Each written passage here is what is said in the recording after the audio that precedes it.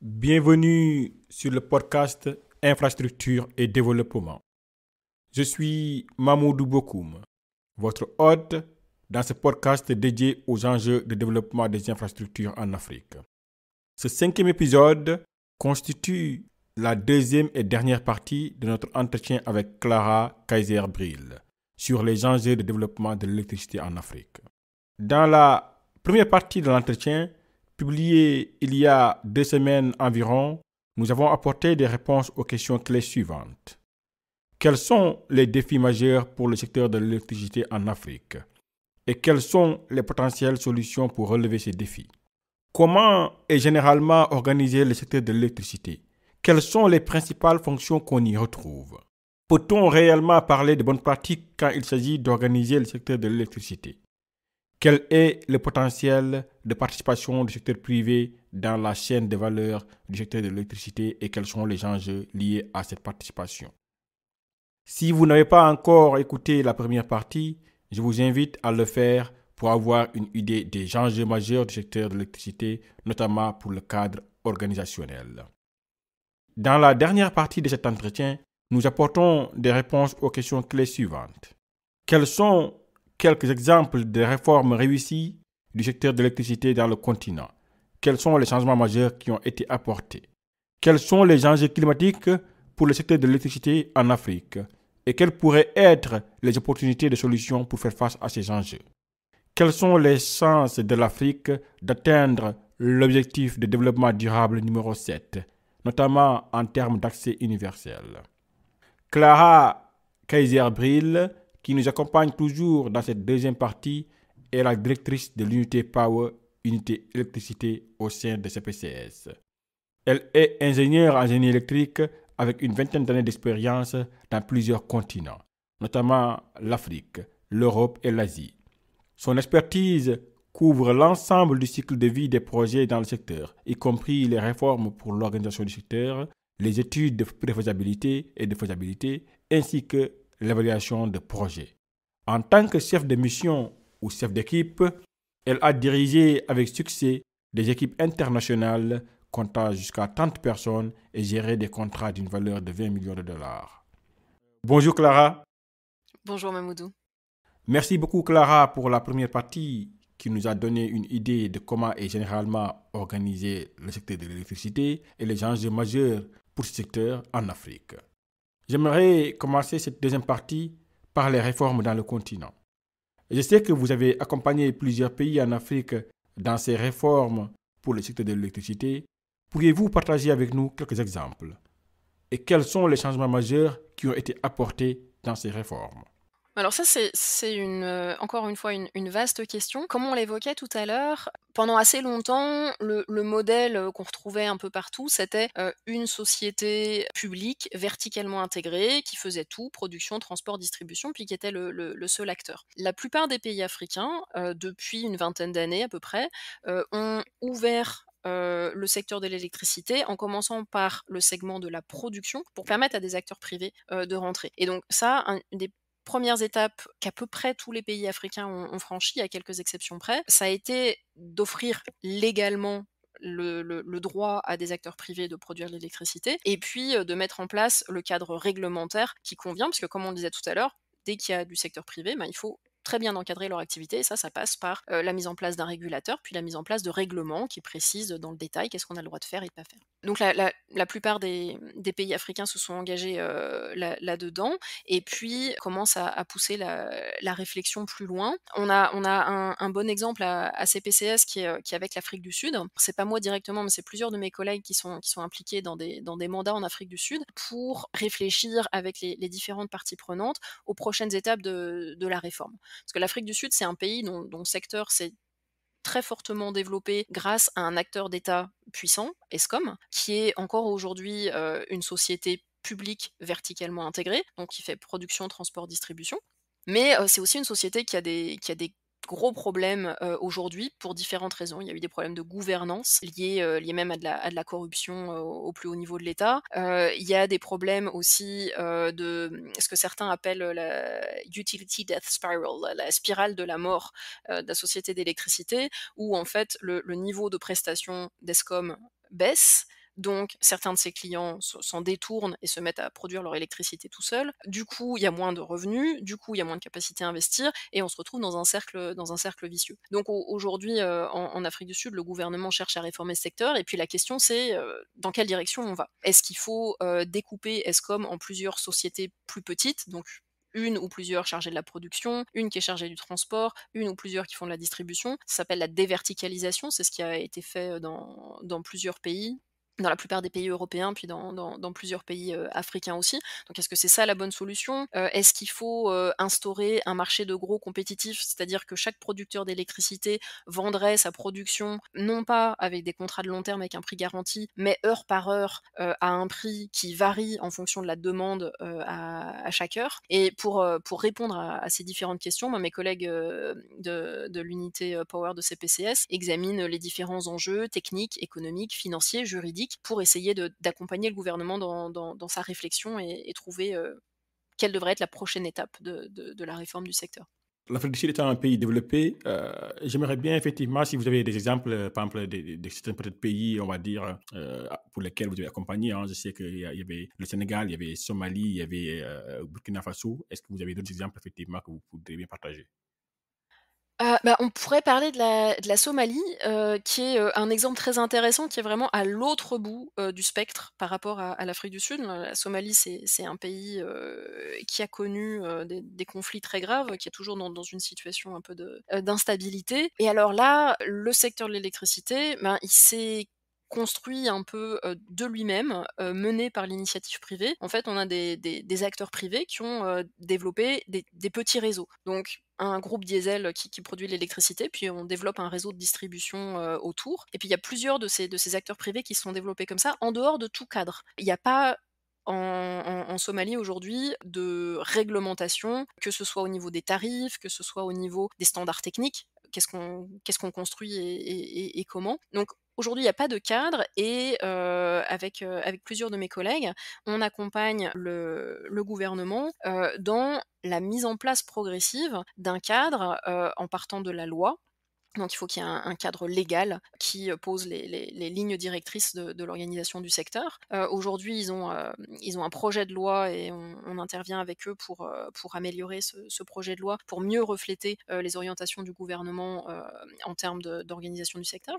Et puis ensuite, il faut mettre en place, un régulateur et des éléments de réglementation. Donc ce qu'on est en train de faire, c'est qu'on développe pour l'instant au stade de projet, des, règlements qui définissent ce que les opérateurs privés, ont le droit de faire, et donc on essaye de trouver un équilibre entre, préserver leurs intérêts, donc le droit de faire un certain profit, mais préserver aussi, les intérêts des consommateurs en fixant notamment, un encadrement des tarifs. Ça va être une bataille à mener parce que, le secteur privé ne souhaite pas qu'on vienne, réglementer ses tarifs, mais en même temps c'est un point crucial si on veut préserver les intérêts des consommateurs. Il y a aussi les questions de qualité du courant, fixer par exemple des standards, qui disent, que la tension, nominale c'est 220 volts et puis elle a le droit de fluctuer de plus ou moins 10 mais pas plus. Fixer, des indicateurs de performance pour vérifier par exemple qu'il n'y a pas trop de coupures et puis un opérateur, qui coupe le courant, trop souvent à ses clients, ça sera un opérateur qui serait à risque de ne plus avoir le droit d'exploiter son réseau.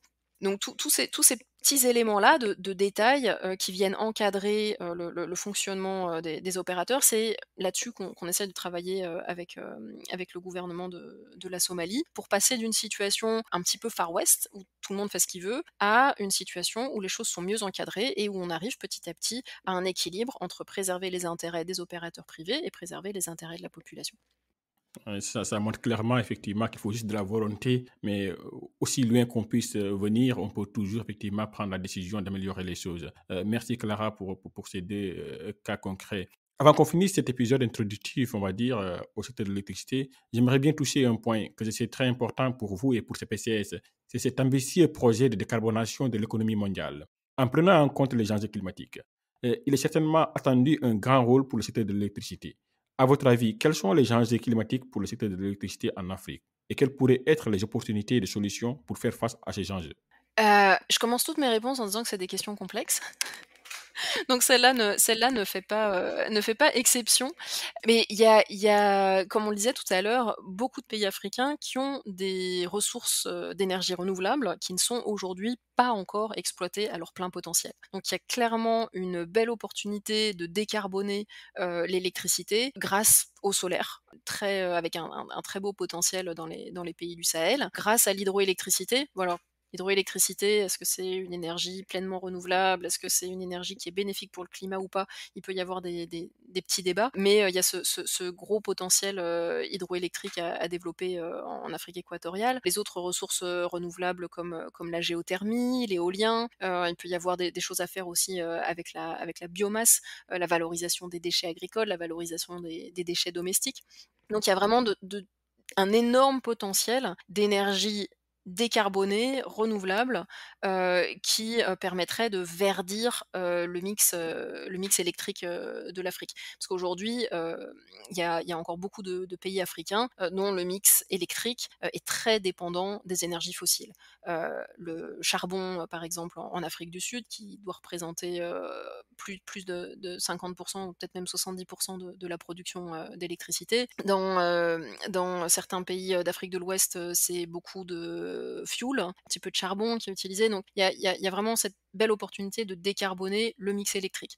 Mais, il y a aussi, l'opportunité de développer l'efficacité énergétique, qui est souvent le parent pauvre des politiques énergétiques, en Afrique. Il y a vraiment des choses à faire pour s'assurer qu'on puisse offrir le même niveau de service, le même niveau de confort, aux consommateurs, résidentiels ou industriels, en utilisant beaucoup moins d'énergie. Un très bel exemple, c'est celui de l'éclairage, où on est passé, des ampoules à incandescence, il y a encore, 15 ans, à aujourd'hui des ampoules à LED, où, autrefois il fallait, 60 watts pour éclairer une pièce, aujourd'hui on peut éclairer une pièce avec 5 watts. Donc ça, c'est un très bel exemple de comment la technologie permet d'utiliser moins d'électricité pour offrir le même niveau de confort, aux consommateurs. Mais il y a beaucoup d'autres gisements, d'efficacité énergétique qui existent et qui restent beaucoup à développer. Et ça permet aussi de décarboner puisque quand on utilise moins d'énergie, forcément, on émet moins de gaz à effet de serre. Et puis, il y a aussi, des opportunités de croissance du secteur de l'électricité avec l'électrification d'autres segments de l'économie qui aujourd'hui, utilisent d'autres sources d'énergie et qui pourraient demain, grâce à des progrès de la technologie, passer à l'électricité. L'exemple le plus flagrant, c'est les véhicules électriques. Et en Afrique, il y a quelques, 1ers, beaux succès, avec les motos et les scooters électriques notamment, qui, consomment peu d'électricité comparé à une voiture, puis qui peuvent répondre bien à certains besoins urbains. Et on s'attend à ce que ce soit un secteur en forte croissance. Et puis, là, c'est peut-être plus, sur le moyen long terme, mais on parle beaucoup d'hydrogène vert, par exemple, de la possibilité de produire de l'hydrogène grâce aux énergies renouvelables, qui ensuite, cet hydrogène servirait de source d'énergie propre, pour d'autres secteurs de l'économie, pour l'industrie. Donc bon, on est sur des perspectives un petit peu plus lointaines, mais voilà, il y a ces belles opportunités de croissance du secteur électrique grâce à l'électrification et la décarbonation, du reste de l'économie. Mais faut pas oublier qu'il y a aussi d'énormes risques climatiques, qui pèsent sur, le secteur de l'électricité, qui pèsent sur l'ensemble de l'économie mondiale, mais le secteur électricité fait pas exception et la première «victime» entre guillemets, c'est beaucoup le secteur de l'hydroélectricité où, quand il y a des sécheresses plus prononcées que ce qu'on s'attendait à voir, la production, hydroélectrique baisse, et donc si on regarde purement les chiffres, ça veut dire que pour un investissement donné, pour construire un barrage, une centrale hydroélectrique, on va produire moins de kilowattheures. Donc le kilowattheure va revenir plus cher au final. Et donc le risque climatique, c'est vraiment un risque assez important pour l'hydroélectricité. Puis le reste du système électrique aussi peut être soumis à ce risque, avec des cyclones plus fréquents qui vont venir détruire l'infrastructure en général et donc aussi l'infrastructure électrique. Ça a été le cas au Mozambique, par exemple, avec des très gros cyclones qui ont détruit une partie de l'infrastructure. Madagascar aussi fait face régulièrement à des cyclones qui ont un impact sur son infrastructure, y compris électrique. Donc l'enjeu climatique, c'est à la fois une opportunité de décarbonation, une opportunité de croissance, mais un risque qu'il faut commencer à prendre en compte systématiquement lorsqu'on construit de nouvelles infrastructures ou lorsqu'on passe en revue l'infrastructure existante pour essayer d'augmenter sa résilience. Qu'en est-il du gaz naturel? On entend souvent les gens parler effectivement du gaz to power. Au Sénégal, c'est quelque chose qui est beaucoup pris en compte ici. En tout cas, sur quoi on compte beaucoup avec les nouveaux gisements de gaz naturel. Qu'est-ce que vous pensez effectivement de cette option-là également? Alors le gaz naturel, c'est vrai que, c'est attendu, par certains pays dont le Sénégal, qui ont, des découvertes récentes et c'est une opportunité de développer l'économie, grâce à, l'utilisation d'une ressource domestique. Si on se place sur le plan purement climatique, le gaz naturel a ses avocats et ses détracteurs. Certains mettent en avant le fait que le gaz naturel va émettre moins de gaz à effet de serre pour chaque kilowattheure qu'on produit que, le charbon ou le fioul et c'est vrai, en ordre de grandeur, pour produire 1 kilowattheure, si on le fait avec du charbon, on va émettre à peu près 1 kilo, de CO2. Si on le fait avec, du fioul, donc des produits, pétroliers, on va émettre environ 700 grammes et si on le fait avec du gaz naturel, on va plutôt être autour de 400-500 grammes. Donc oui, on peut baisser de 20, 30, voire 50 la quantité de gaz à effet de serre qui est émis pour chaque kilowattheure produit. Mais le problème, c'est que c'est de plus en plus, reconnu, la chaîne d'approvisionnement du gaz naturel va avoir des fuites. Parce que les pipelines qui transportent le gaz ne sont pas parfaitement étanches, parce qu'il y a des stations de compression, et cetera, où à chaque fois il y a des fuites et le gaz naturel, c'est un gaz qui contribue au réchauffement climatique. Donc le gaz naturel, c'est le méthane, au plan chimique, il contient du carbone, et il a ce qu'on appelle un pouvoir de réchauffement 25 fois supérieur à celui du CO2. Donc ça veut dire que oui, on va émettre moins de gaz à effet de serre quand on produit 1 kWh, mais si on a des fuites sur notre réseau, et c'est le cas à peu près partout, et ben, ces fuites vont contribuer au changement climatique de manière bien supérieure. Donc où est-ce que se trouve l'équilibre là-dedans? C'est vraiment une question ouverte et du coup le statut du gaz naturel comme énergie de transition pour atteindre les objectifs climatiques, de plus en plus spécialistes du climat agitent un petit peu, la sonnette d'alarme en disant: «Non, c'est pas forcément la solution parfaite, à laquelle on pourrait penser» et c'est vrai qu'à côté de ça, on a, les opportunités avec le solaire, avec l'éolien, de produire du kilowattheure, toujours, si on parle en grammes de gaz à effet de serre, par kilowattheure produit, avec ces technologies-là, solaire, éolien, on est plutôt, de l'ordre, de quelques dizaines de grammes de CO2, voire encore moins dans des cas particuliers, versus 400-500 grammes avec le gaz naturel. Non, on peut dire clairement qu'aujourd'hui, l'Afrique, en tout cas, dispose d'une large palette, on va dire, de solutions pour essayer de décarboner, on va dire, l'économie, qui est un grand challenge, mais qui également présente beaucoup d'opportunités. Il faudra certainement saisir cette opportunité-là. Ma dernière question pour finir, de par votre expérience dans le continent et les tendances que vous remarquez dans le développement du secteur de l'électricité, comment voyez-vous l'Afrique à l'horizon 2030, notamment en termes d'atteinte de l'ODD 7, garantir l'accès de tous à des services énergétiques fiables, durables et modernes à un coût abordable? Alors, l'objectif du développement durable, bon, les objectifs du développement durable, ils ont, c'est des chiffres, c'est des objectifs concrets, mais c'est aussi un message politique fort, qui sert à mobiliser, la communauté et du coup, l'objectif du développement durable numéro 7, sur l'accès universel à une énergie, moderne et abordable, je pense qu'il a, une énorme valeur en termes de mobilisation des énergies, en termes d'alignement des efforts pour fixer à tous un objectif clair et vraiment mettre l'accent sur le besoin de progresser. Mais cela étant dit, quand on regarde strictement les chiffres, on se rend compte que d'arriver à ça en 2030, on est encore assez loin du compte. Si on décompose cet objectif, par sous-composantes, la première objectif, c'est l'accès universel à l'électricité et là, on note qu'il y a eu des progrès spectaculaires sur l'ensemble du continent africain. On est passé, d'après l'excellent site, Tracking SDG 7, de 21 à 46 d'accès à l'électricité en Afrique subsaharienne sur les 20 dernières années. Donc on voit que c'est vraiment un effort extraordinaire, mais en même temps, si on poursuit la tendance, on ne sera pas à 100 dans moins de 10 ans en 2030. Mais dans ces chiffres-là, il y a aussi beaucoup de variabilité d'un pays à l'autre et comme on le disait tout à l'heure, il y a certains pays qui progressent vraiment très, très fort sur l'accès à l'électricité. Donc accès à l'électricité universelle sur l'ensemble du continent en 2030, ben, les chiffres nous disent que pas vraiment, mais accès presque universel dans certains pays, oui, je pense que certains pays, pourront être assez proches de l'objectif.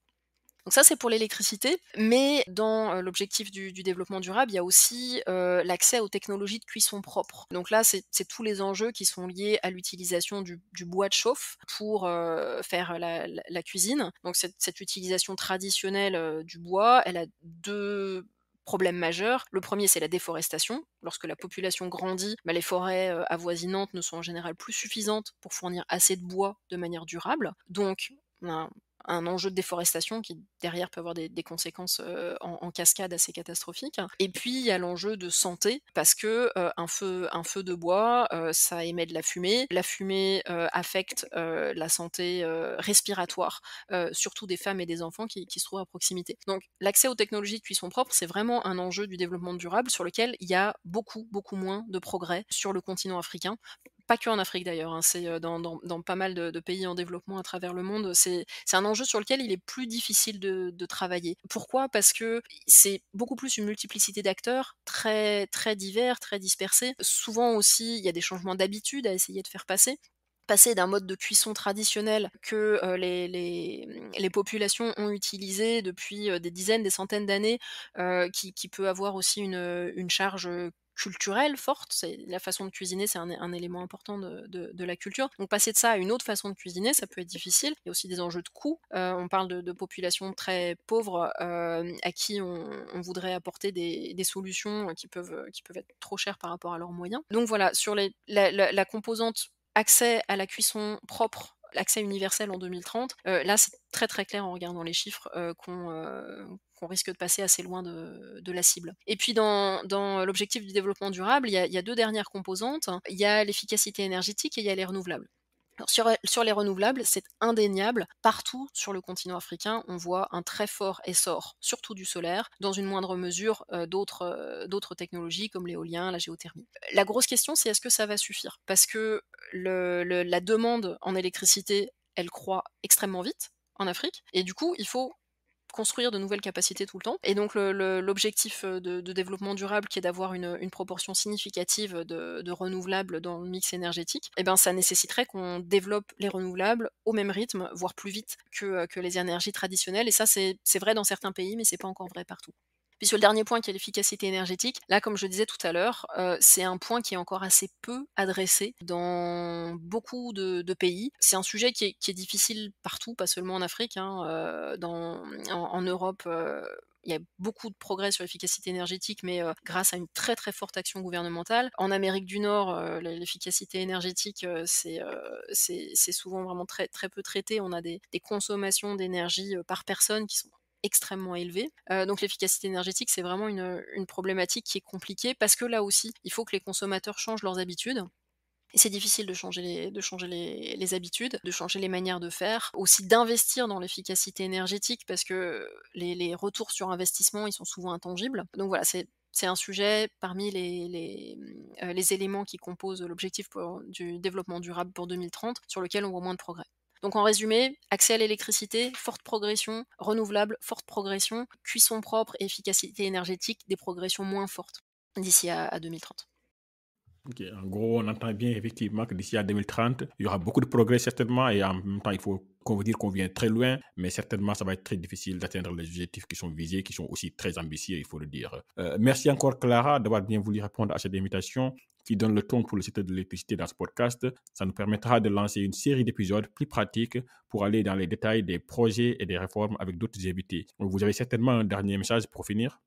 Bah, pour finir, c'est un peu comme on l'a dit tout au long de cette discussion, l'Afrique fait face à d'énormes défis et c'est souvent on a la tentation de se focaliser sur le défi, de se focaliser sur ce qui marche pas. Mais je pense qu'il faut vraiment reconnaître les énormes réussites, les belles dynamiques, les progressions qu'on voit à travers le continent, que ce soit sur le développement des énergies renouvelables, sur le développement de l'électrification en zone rurale, sur l'amélioration de la performance, sur, la capacité accrue à attirer, l'investissement privé. Je crois qu'il y a vraiment des très belles dynamiques, partout en Afrique et c'est ça qu'il faut saluer.